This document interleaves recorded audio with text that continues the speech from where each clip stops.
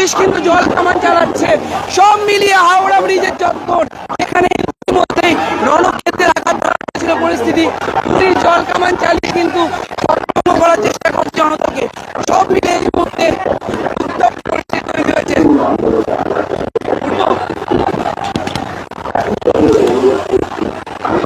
এই মুহূর্তে দেখতে পাচ্ছি সেই ছবি, পুলিশ জল কামান চালাচ্ছে। সব মিলিয়ে যেসব বিক্ষোভকারীরা ছিলেন তাদেরকে ছত্রভঙ্গ করার চেষ্টা হচ্ছে। আপনাদের সরাসরি সেই ছবি দেখাচ্ছি।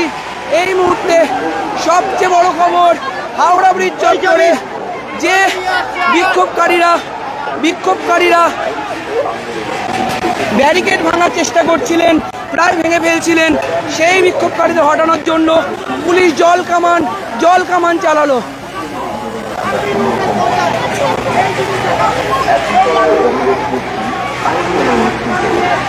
জাতীয় পতাকা নিয়ে বিক্ষোভকারীরা জল কামানের সামনে দাঁড়িয়ে রয়েছেন।